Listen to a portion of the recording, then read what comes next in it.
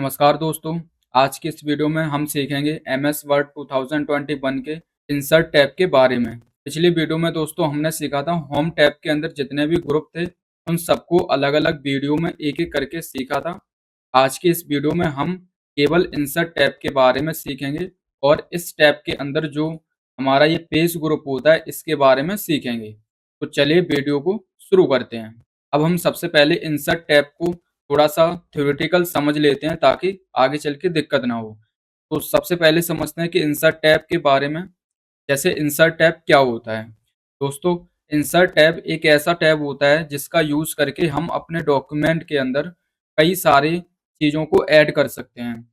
जैसे एक नए पेज को ऐड करना या फिर एक टेबल को ऐड करना, पिक्चर लगाना, शेप बनाना। तो ये सारे जो काम होते हैं वो इंसर्ट टैब के अंदर किए जाते हैं। अब हम इंसर्ट टैब के पेज ग्रुप के बारे में समझते हैं।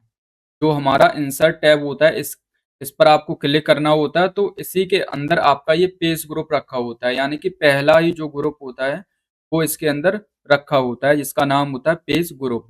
ये क्या करता है, ये आपके पेज से संबंधित सारे काम करता है। जैसे अगर आपको अपने डॉक्यूमेंट का एक कवर पेज बनाना होता है तो ये कवर पेज वाला यूज़ होता है। ऐसे ही अगर हमें डॉक्यूमेंट में कोई ब्लैंक पेज लेना होता है तो ये ब्लैंक पेज काम करता है। और तीसरा जो टूल होता है वो होता है पेज ब्रेक। पेज ब्रेक का काम होता है कि अगर एक ही पेज को कई पेज में डिवाइड करना होता है, यानी कि तोड़ना होता है, ब्रेक करना होता है, तब हम पेज ब्रेक का यूज़ करते हैं। तो सबसे पहले हम कवर पेज के बारे में समझ लेते हैं और उसे समझने से पहले हम यहाँ पर अपना टेक्स्ट लिखते हैं। और ये हमारा टेक्स्ट आ चुका है। अब यहाँ से कवर पेज को समझते हैं। सबसे पहले आपको कवर पेज वाले बटन पर क्लिक करना है। जैसे ही आप क्लिक करेंगे वैसे ही यहाँ पर दोस्तों कई सारे कवर पेज आपको टेम्पलेट के रूप में मिल जाते हैं। आपको क्या करना होता है, इनमें से जोन सी आपको टेम्पलेट अच्छी लगती है उसी टेम्पलेट पर आपको क्लिक करना है। जैसे हमें ये वाली अच्छी लग रही है तो हमने इस पर क्लिक किया, तो कुछ इस प्रकार से ये हमारे पेज के अंदर आ जाती है। और जो कवर पेज दोस्तों होता है वो सबसे डॉक्यूमेंट के ऊपर ही होता है, क्योंकि जो कवर पेज होता है वो पूरे आपके डॉक्यूमेंट को इंडिकेट कराता है कि इस डॉक्यूमेंट में क्या मिलेगा। तो यही हमारा कवर पेज होता है। देखो इस प्रकार से ये नीचे हमारा टेक्स्ट आ रहा है और यहाँ पर ये कवर पेज आ रहा है। अब इसमें क्या होता है, इसमें कुछ चीज़ें हम लिख सकते हैं। जैसे इसमें ईयर लिखा हुआ है तो ईयर भी इसमें लिख सकते हैं। जैसे मान लीजिए आप कोई डॉक्यूमेंट बना रहे हैं, जैसे 2026 इसमें हमने डाल दिया। ईयर कोई सी भी आप डाल सकते हैं, वो आपके ऊपर डिपेंड करता है। फिर इसमें लिखा हुआ है नीचे डॉक्यूमेंट टाइटल। डॉक्यूमेंट टाइटल में दोस्तों क्या होता है, हम इस डॉक्यूमेंट का एक नाम दे सकते हैं कि हम किस सब्जेक्ट से संबंधित अपने डॉक्यूमेंट को बना रहे हैं। जैसे मान लीजिए आप ट्रिपल सी की किताब लिख रहे हैं तो आपको इसमें ट्रिपल सी लिखना है, या फिर आप ट्रिपल सी के नोट्स बना रहे हैं तो इसमें आप ट्रिपल सी लिख सकते हैं। फिर इसके नीचे स्क्रॉल करेंगे तो यहाँ पर आपको कुछ नाम मिलेंगे। जैसे जो ओनर होगा वहाँ इसका नाम आ जाएगा ओनर का। जैसे मान लीजिए कोई राइटर है, उनका नाम है राम जी करके है कुछ, तो हमने राम जी इसमें डाल देते हैं। और उसके बाद यहाँ पर कंपनी नेम, यानी कि कंपनी नेम का मतलब होता है कि आप अपना एड्रेस भर सकते हैं इसमें। अगर कंपनी में काम करते हैं तो कंपनी का भरेंगे, खुद का बना रहे हैं तो खुद अपना एड्रेस भर सकते हैं। जैसे मान लेते हैं इसमें हम मैनपुरी लिख देते हैं। जैसे मैं मैनपुरी का रहने वाला हूँ तो इसमें हम मैनपुरी लिख देंगे इस तरह से। और अगर आपको डेट वगैरह डालनी होती है तो यहाँ पर आप नीचे वाले बॉक्स के अंदर आप डेट को भी डाल सकते हैं। तो इस प्रकार से हमारा ये कुछ इस प्रकार से दिखाई देगा।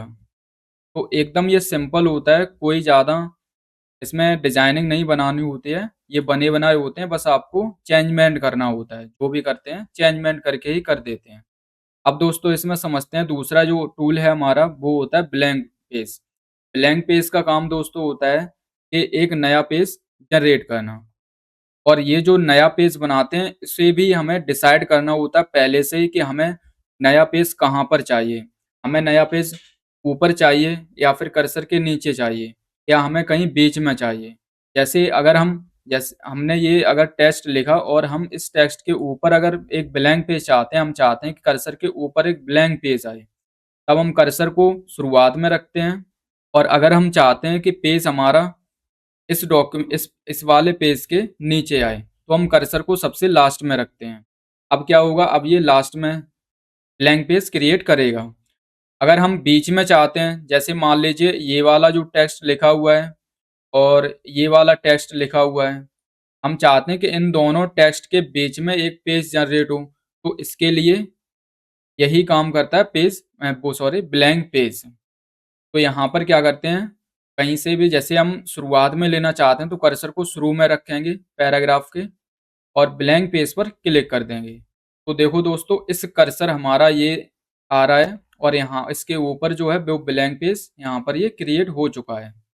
अब दोस्तों बात करते हैं कि अगर आपको इसके बाद में चाहिए होता टेक्स्ट के बाद में पेज, तो हम टेक्स्ट के लास्ट में रखते हैं कर्सर को और यहाँ से ब्लैंक पेज पर क्लिक कर देते हैं। देखो इस प्रकार से अब क्या होगा, ये देखो दोस्तों, यहाँ से ये ब्लैंक पेज क्रिएट हो चुका है इस टेक्स्ट के। ये देखो ये टेक्स्ट हमारा है और इसके नीचे अब ब्लैंक पेज ये आ रहा है।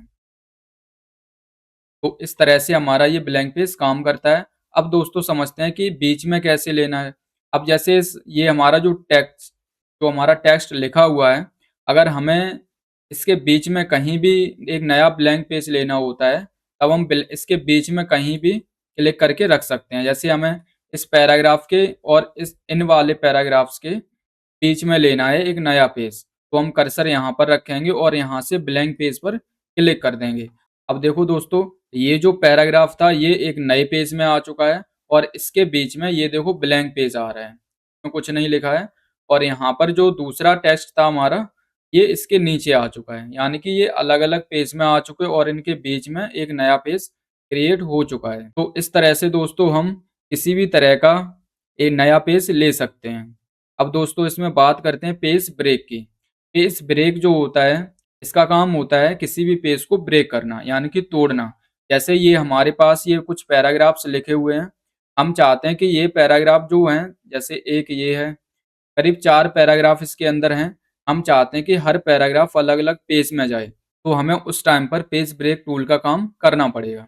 जैसे हम चाहते हैं कि ये वाला पैराग्राफ ऊपर हो जाए दूसरे पेज में, तो हम इसे कर्सर को इसके लास्ट में रखेंगे इस पैराग्राफ के और पेज ब्रेक वाली बटन पर क्लिक कर देंगे। अब देखो दोस्तों, ये वाला अलग पेज में आ गया पैराग्राफ और इसके नीचे जो था वो अलग पेज में आ रहा है।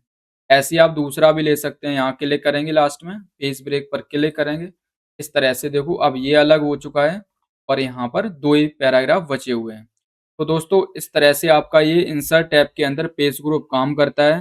दोस्तों आशा करते हैं कि आपको ये अच्छे से समझ में आया होगा और आज के लिए बस इतना ही। अगली वीडियो में हम सीखेंगे टेबल ग्रुप के बारे में एकदम डिटेल से और इसके सारे ऑप्शंस को। तो आज के लिए इतना ही, मिलते हैं अगली वीडियो में। धन्यवाद।